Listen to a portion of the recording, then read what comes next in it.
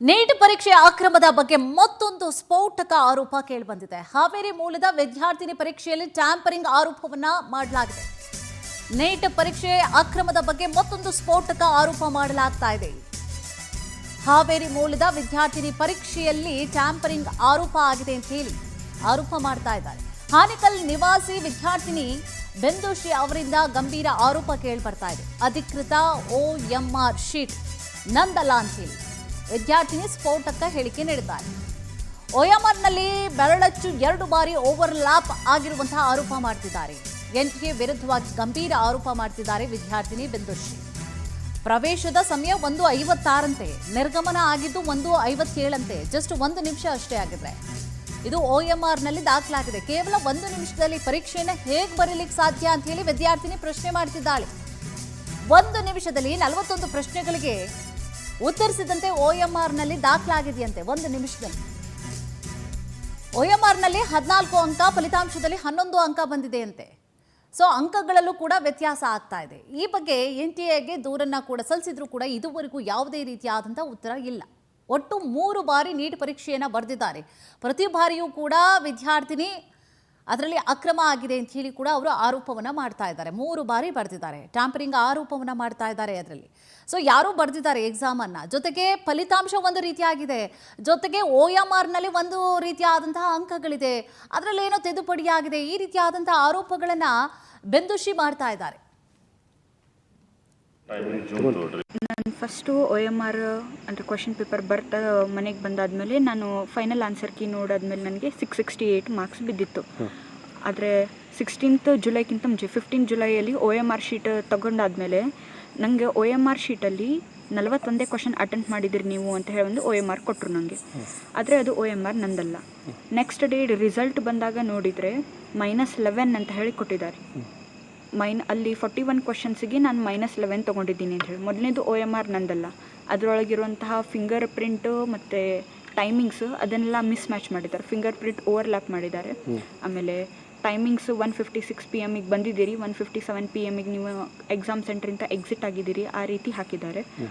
ಮಿಕ್ಕಿದ್ದು roll number, application number ಅದನ್ನೆಲ್ಲ same ಇಟ್ಟಿದ್ದಾರೆ. ಆದರೆ ಆನ್ಸರ್ ಕೀ ಅಂದರೆ ಬಬಲಿಂಗ್ ಮಾಡುವಾಗ ಏನಿದೆಯೋ ಅದನ್ನೆಲ್ಲ ಚೇಂಜ್ ಮಾಡಿದ್ದಾರೆ. ಬಬಲ್ ಮಾಡಿರೋಂಥದ್ದು ನಂದಲ್ಲ. ಆಮೇಲೆ ಬಬಲಿಂಗ್ ನಾನು ಪ್ರತಿ ಸಾರಿ ಮಾಡುವಾಗ ನೀಟಾಗಿ ರೌಂಡಾಗಿ ಮಾಡ್ತಿದ್ದೆ. ಇದು ಹೇಗೇಗೋ ವೇರಿಯೇಷನ್ ಮಾಡಿದ್ದಾರೆ. ಅದನ್ನು ನೋಡಿ ನಂಗೆ ಅರ್ಥ ಆಯಿತು ಇದು ನನ್ನ ಪೇಪರ್ ಅಲ್ಲ ಅಂತ ಹೇಳಿ. ನಾನು ಫಸ್ಟು OMR ಅಂದರೆ ಕ್ವಶನ್ ಪೇಪರ್ ಬರ್ತಾ ಮನೆಗೆ ಬಂದಾದಮೇಲೆ ನಾನು ಸರ್ ನಮಸ್ತೆ, ನನ್ನ ಹೆಸರು ಜಗದೀಶ್ ಪವಾರ್ ಅಂತೇಳಿ, ಹಾನಗಲ್ಲು.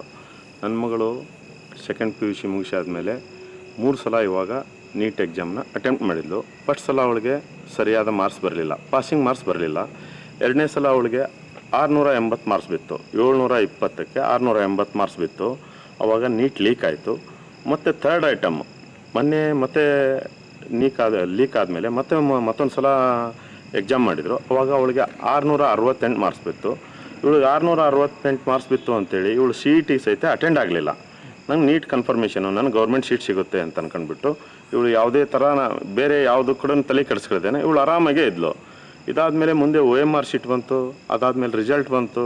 ಇವಳು ರಿಸಲ್ಟ್ ನೋಡಿದರೆ OMR ಶೀಟ್ನಲ್ಲಿ 40 ಕ್ವಶನ್ಗೆ ಅಟೆಂಡ್ ಮಾಡಿದ್ದಾರೆ. ಆ 40ರಲ್ಲಿ ಅದಕ್ಕೆ -11 ಬಂದಿದೆ. ಅದು ರಿಸಲ್ಟ್ ಸರಿ ಇಲ್ಲ. ಆಮೇಲೆ ಎಂಟ್ರಿ ಟೈಮು ನನ್ನ ಮಗದ್ದು 1 ಗಂಟೆ 56 ನಿಮಿಷ, ಎಕ್ಸಿಟ್ ಟೈಮು 1 ಗಂಟೆ. ಇದೇ ವಿಚಾರ ಸಂಬಂಧವಾಗಿ ಹೆಚ್ಚಿನ ಡೀಟೇಲ್ಸ್ ಅನ್ನು ಕೂಡ ನೀಡ್ತಾ ಹೋಗ್ತಾರೆ ನಮ್ಮ ಪ್ರತಿನಿಧಿ ವೀರೇಶ್.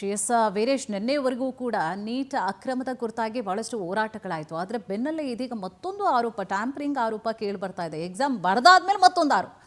ಸೊ ಏನಿದು ವಿಚಾರಕ್ಕೆ ಸಂಬಂಧಪಟ್ಟ ಹಾಗೆ ಹೆಚ್ಚಿನ ಮಾಹಿತಿಯನ್ನು ಕೊಡೋದಾದ್ರೆ? ಖಂಡಿತ ಕುಸುಮ, ಏನಾದ್ರೆ ದೇಶಾದ್ಯಂತ ನೀಟ್ ಪರೀಕ್ಷೆಯ ಒಂದು ಗೊಂದಲ ಏನಿತ್ತು ಅದು ಸಾಕಷ್ಟು ಪರಿಣಾಮಕಾರಿಯಾಗಿ ವಿದ್ಯಾರ್ಥಿಗಳು ಹೋರಾಟ ಮಾಡಿದ ನಂತರ ಇದೀಗ ಕೇಂದ್ರ ಸಚಿವರು ಕೂಡ ರಾಜೀನಾಮೆಯನ್ನ ನೀಡಿರುವಂತದ್ದು. ಅದರ ಬೆನ್ನಲ್ಲೇ ಇದೀಗ ಹಾವೇರಿಯ ಹಾನಗಲ್ನ ಒಬ್ಬ ವಿದ್ಯಾರ್ಥಿನಿ ನೀಟ್ ಪರೀಕ್ಷೆಯಲ್ಲಿ ಆಗಿರ್ತಕ್ಕಂಥ ಒಂದು ಟ್ಯಾಂಪರಿಂಗ್ ವಿಚಾರವನ್ನ ಇದೀಗ ಬೆಳಕಿಗೆ ತಂದಿರುವಂತದ್ದು. ಯಾಕಂದ್ರೆ ತಾನು ಬರೆದಂತ ಈಗ OMR ಸೀಟ್ ನಲ್ಲಿ ಸಮಯ ಮತ್ತು ಬದಲಾವಣೆ, ಅಂಕಗಳು ಕೂಡ ಬದಲಾವಣೆ, ಮತ್ತೆ ತಂಬು ಕೂಡ ಬದಲಾವಣೆ ಆಗಿರುವಂತದ್ದನ್ನು ಕೂಡ ಇದೀಗ ಗಂಭೀರವಾದಂತಹ ಆರೋಪವನ್ನ NTA ಇದೀಗ ಮಾಡಿರುವಂತದ್ದು. ಸಾಕಷ್ಟು ಬಾರಿ ದೂರನ್ನು ಕೂಡ ಈ ವಿದ್ಯಾರ್ಥಿನಿ ಸಲ್ಲಿಸಿದಾಳೆ. ಆದ್ರೆ ಈವರೆಗೂ ಕೂಡ ಪ್ರತಿಕ್ರಿಯೆ ಕೂಡ ಅಲ್ಲಿಂದ ಸಿಕ್ಕಿಲ್ಲ. ಹೀಗಾಗಿ ತಾನು ಮೊನ್ನೊಂದು ಕೂಡ 2-3 ದಿನಗಳಿಂದ ಕೂಡ ಸಾಕಷ್ಟು ಒಂದು ತೀವ್ರ ಗೊಂದಲ ಕೂಡ ಆಗಿದ್ಲು. ಹೀಗಾಗಿ ನಿನ್ನೆ ಮಾಧ್ಯಮಗಳಿಗೆ ರಾತ್ರಿ ಈ ರೀತಿಯಾದಂತ ಒಂದು ಮಾಹಿತಿಯನ್ನು ಕೂಡ ಇದೀಗ ನೀಡಿರುವಂತದ್ದು ಬಿಂದುಶ್ರೀ. ಹೀಗಾಗಿ ಬಿಂದುಶ್ರೀಯ ಈ ಒಂದು ಆರೋಪ ಇದೀಗ ಮತ್ತೊಂದಿಷ್ಟು ಬೇರೆ ಬೇರೆ ಅವಘಡಕ್ಕೆ ಕಾರಣ ಆಗಿರುವಂತದ್ದು. ಯಾಕಂದ್ರೆ ಬಿಂದುಶ್ರೀ ನೀಡಿರುವಂತಹ ಒಂದು ಹೇಳಿಕೆ ಇದೀಗ ಮತ್ತೊಂದು ಗಂಭೀರ ಸ್ವರೂಪವನ್ನು ಪಡ್ಕೊಳ್ಳುವಂತ ಸಾಧ್ಯತೆ ಕೂಡ ಇರುವಂತದ್ದು. ಯಾಕಂದ್ರೆ ಈಗಾಗಲೇ ನೀಟ್ ಪರೀಕ್ಷೆ ಕೂಡ ಪ್ರಶ್ನೆ ಪತ್ರಿಕೆ ಸೋರಿಕೆ ಆಗಿತ್ತು ಅನ್ನೋ ಒಂದು ಆರೋಪ ಸಾಕಷ್ಟು ಒಂದ್ ಕಡೆ ಆದ್ರೆ, ಇನ್ನೊಂದ್ ಕಡೆ ಈ ಟ್ಯಾಂಪರಿಂಗ್ ಬೇರೆ ಬೇರೆ ಈ ರೀತಿಯಾದಂತ ಒಂದು ಟ್ಯಾಂಪರಿಂಗ್ ಕೂಡ ಈ ಪರೀಕ್ಷೆಯಲ್ಲಿ ನಡೆಯುತ್ತೆ ಅನ್ನೋದು ಕೂಡ ಇದೀಗ ಒಂದು ಬಹುದೊಡ್ಡ ಗಂಭೀರವಾದಂತ ಒಂದು ಆರೋಪ ಕೂಡ ಇದೀಗ ಕೇಳಿ ಬಂದಿರುವಂತದ್ದು. ಈ ಹಿನ್ನೆಲೆಯಲ್ಲಿ ಇದರ ಬಗ್ಗೆ ಈಗಾಗಲೇ ವಿದ್ಯಾರ್ಥಿನಿ ಸಾಕಷ್ಟು ಬಾರಿ ದೂರು ಸಹ ಸಲ್ಲಿಸಿದ್ದಾಳೆ. ಆದ್ರೆ ಆಕೆಗೆ ಈವರೆಗೂ ಕೂಡ ಪರೀಕ್ಷಾ ಕೇಂದ್ರದ ಒಂದು ಏನು ಸಂಸ್ಥೆ ಇರುತ್ತೆ ಆ ಸಂಸ್ಥೆಯಿಂದ ಕೂಡ ಈವರೆಗೆ NIT ಇಂದ ಒಂದು ಉತ್ತರ ಸಹ ಸಿಕ್ಕಿಲ್ಲ. ಹೀಗಾಗಿ ಸಾಕಷ್ಟು ಒಂದು ಗೊಂದಲದಲ್ಲಿ ಇದೀಗ ಬಿಂದುಶ್ರೀ ಇರುವಂತದ್ದು ಕುಸುಮ. ಎಸ್, ಥ್ಯಾಂಕ್ ಯು ತಮ್ಮೆಲ್ಲ ಮಾಹಿತಿಗಾಗಿ.